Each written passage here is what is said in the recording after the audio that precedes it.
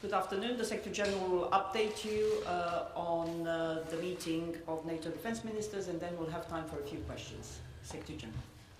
Good afternoon. Defense ministers have just met to address Russia's continued military build-up in and around Ukraine. This was a substantive discussion on the most serious security crisis in Europe in decades. Allies welcome all diplomatic efforts, and there are signs from Moscow that diplomacy could continue. But so far, we do not see any sign of de-escalation on the ground. No withdrawals of troops or equipment. This may, of course, change. However, what we see today is that Russia maintains a massive invasion force ready to attack, with high-end capabilities from Crimea to Belarus. This is the biggest concentration of forces in Europe since the Cold War. From the start, NATO allies have made clear that further Russian aggression against Ukraine would have a high cost. And we have called out Russia's actions, plans and disinformation. At the same time, NATO remains prepared for dialogue. It is not too late for Russia to step back from the brink of conflict and choose the path of peace. NATO has sent concrete written proposals to Russia on transparency, risk reduction and arms control. We have yet to receive a response. I reiterate my invitation to Russia to meet again in the NATO-Russia Council. NATO will not compromise on core principles. The right of each nation to choose its own path and our ability to protect and defend all allies. We have already enhanced our deterrence and defense with more troops, planes and ships and higher readiness of the NATO response force. These steps are defensive.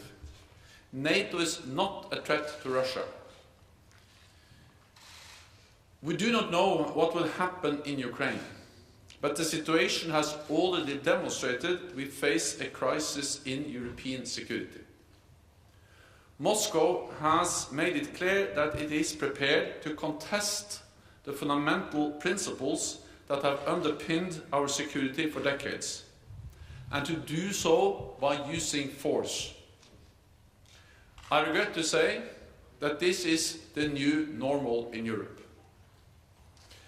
Therefore today, ministers decided to develop options for further strengthen NATO's deterrence and defense, including to consider establishing new NATO battle groups in Central and Eastern and Southeastern Europe. And they welcomed the offer by France to lead such a battle group in Romania. Our military commanders will now work on the details and report back within weeks. Earlier today, we also held a regular meeting of the Nuclear Planning Group. Ministers considered worrying developments across the globe, including Russia's and China's modernization of their nuclear arsenals, and the continued risk of nuclear proliferation.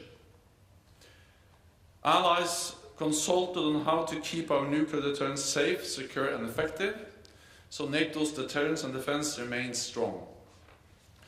Ministers also welcomed the progress made on burden sharing, with the 7th consecutive year of increased defense spending by European allies and Canada. This means $270 billion in additional spending on defense since 2014. And we welcome that the large majority of allies are now allocating at least 20% of the defense investment to major equipment, research and development. This evening we will discuss NATO's next strategic concept. I'm confident that when leaders meet in Madrid in June, they will reaffirm that Europe and North America must continue to stand strong together in NATO. Because NATO is the unique, essential and indispensable transatlantic forum for our defense and security. And with that, I'm ready to take your questions. We'll start with BBC. Thank you very much, Secretary General. Jonathan Beale, BBC. You talked about new battle groups. Are those going to happen regardless of what Russia does? And can you give us a time frame of when we might see forces sent to Romania, Bulgaria, elsewhere? And then also, I think you just said, I regret to say, this is the new norm. What is the new norm for European security? You say it's in crisis. You're essentially saying it's going to be in crisis for a long time. Well, the new normal is that Russia has demonstrated that it really is willing to contest some of the fundamental principles for our security. The right for every nation to choose its own path. And also, of course, the right for NATO allies to defend and protect each other. They actually suggested a legally binding treaty violating those principles. And they have used force, the biggest concentration of combat force since the end of the Cold War, to underpin and to try to intimidate other countries in Europe to in a way respect or to accept the Russian demands. So this is a new normal, which is violating core principles, which has been important for the security and the stability of Europe for decades. And therefore I regret to say that we don't know what will happen, but we know what has already happened. And that is that Russia has demonstrated a will to use force to try to coerce other countries and to try to change some fundamental principles that are important for our shared security. And that's the reason why we need to also consider more longer-term adjustments of NATO's posture in the East. I will not preempt any final decision. We have asked our military commanders to provide advice and provide more details on the scale and the scope, including of potential new battle groups in the East, in the Southeast, in Romania and the Black Sea region, and also other potential adjustments or more longer-term presence in the East. But I think it's important to understand that what we now have launched, the work on a more longer-term adjustment of our posture in the East, our presence in the East, that is just one element of what we have done over the last year and months. After 2014, we implemented the biggest reinforcement of our collective defense by establishing the battle groups in the Baltic countries, by modernizing the NATO command structure, by tripling the size of the NATO response force, and also by starting to invest more in defense. This has already happened over the last year since 2014. Then over the last weeks and months, we have, first of all, deployed more NATO troops in the eastern part of the alliance.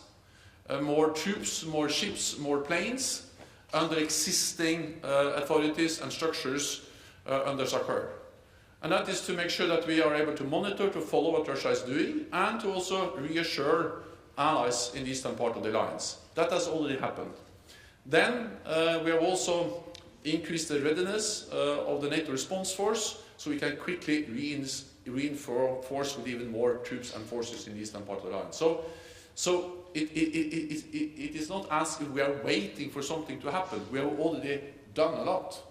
But then we will consider a more longer-term adjustment, and we will have the advice from the military commanders within weeks, and then we'll make decisions after that. Reuters. Thank you very much. Just a clarification. I know that the tasking is only just beginning, but these battle groups, are they likely to be similar to what we've seen set up in the Baltics and Poland? And as a second point, if I may, is this not the sort of thing that would antagonize Moscow and therefore should be avoided at this critical time? Thank you. NATO is a defensive alliance. NATO is not a threat to Russia, and we have been clear for years and months that we are ready to sit down and also listen to Russian security concerns and to address issues like, for instance, arms control. If they are concerned about missiles and offensive weapons, the best way to deal with that is to sit down and engage in good faith in talks about how can we reduce the number of missiles. But that has to be balanced and verifiable. We have been able to do that before. It is possible to make agreements with Russia, not least on arms control. We have seen that with the INF Treaty back in the 80s, that actually banned all intermediate range weapons. That was extremely important for European security. Then a few years ago we saw the demise of that treaty, but that was because Russia deployed intermediate range missiles in violation of the INF Treaty. But of course we can go back to a regime where we ban categories of weapons if this is balanced and verifiable. We have proven before that we can limit the number of long-range missiles, and there are strategic talks going on between the United States and Russia. So we are not a threat. We are ready for dialogue, and we have put forward a long list of specific topics where we believe it's possible to find common ground and to address some of those concerns that Russia has raised. And we have no plans in a way to deploy offensive systems in Ukraine. This is what we are ready to do. But of course we cannot compromise on the core principle that we have all subscribed to year after year and again, starting with the Helsinki Final Act, and then in the Paris Accord, and then in the Astana Agreement, and many other times, all countries in Europe, including Russia and also the United States and NATO allies, have signed two agreements, treaties, stating that all countries can decide themselves, or have the right to decide themselves, whether they want to be part of an alliance as NATO or not.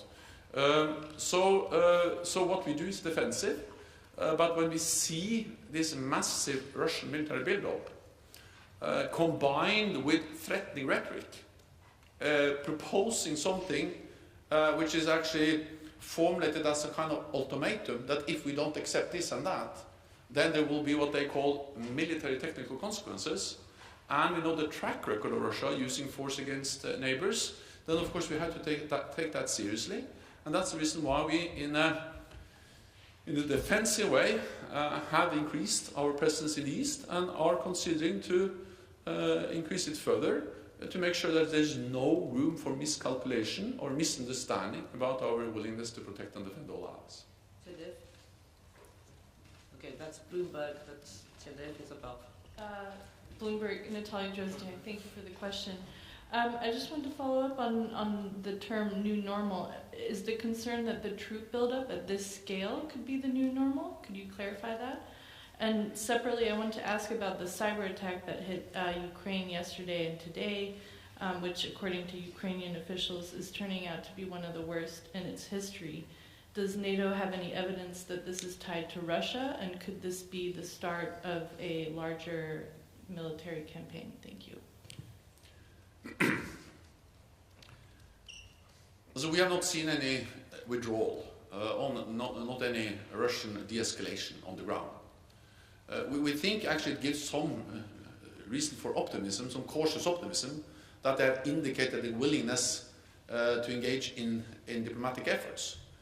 But the paradox is that while of course this is something we think is something we should actually take seriously and see if it is possible to make progress in the diplomatic on the diplomatic track, what we see on the ground is no withdrawal of troops and forces, equipment, but actually what we see is that Russian troops are moving into position, and we saw the cyber attack.